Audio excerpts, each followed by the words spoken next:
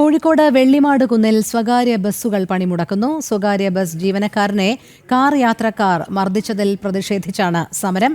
മർദ്ദനത്തിന്റെ ദൃശ്യങ്ങൾ ജനം ടിവിക്ക് ലഭിച്ചു. ദിസ്ന സുരേഷ് ചേരുന്നു. ദിസ്ന, പറയൂ.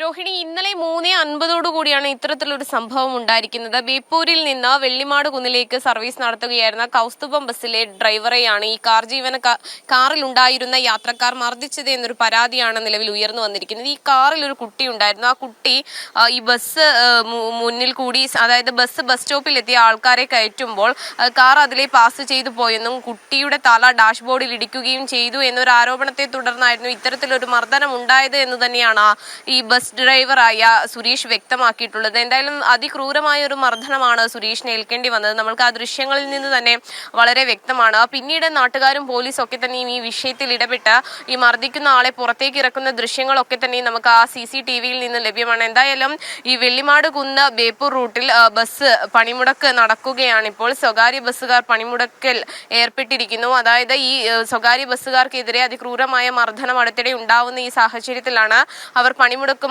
പ്രതിഷേധവുമായി രംഗത്ത് വന്നിട്ടുള്ളത്. നടക്കാവ് പോലീസിൽ ഇത് സംബന്ധിച്ച് പരാതി നൽകിയിട്ടുണ്ട്. പക്ഷേ പോലീസ് ഇതുവരെയും നടപടി എടുത്തിട്ടില്ല എന്നൊരു ആരോപണമാണ് ഈ ബസ്സുകാരുടെ ഭാഗത്ത് നിന്ന് ഉയർന്നു വന്നിട്ടുള്ളത്. എന്തായാലും CCTV ഉൾപ്പെടെയുള്ള ദൃശ്യങ്ങൾ കേന്ദ്രീകരിച്ച് പരിശോധന നടത്തുന്നു എന്ന് തന്നെയാണ് പോലീസിൽ നിന്ന് നമുക്ക് ലഭ്യമായിട്ടുള്ള വിവരം. എന്തായാലും ബസ് ഡ്രൈവറായ സുരേഷിന് അതിക്രൂരമായ ഒരു മർദ്ദനമാണ് നേരിടേണ്ടി വന്നിട്ടുള്ളത്. രോഹിണി, ശരി. ദിസ്ന സുരേഷാണ് വിവരങ്ങൾ നൽകിയത്.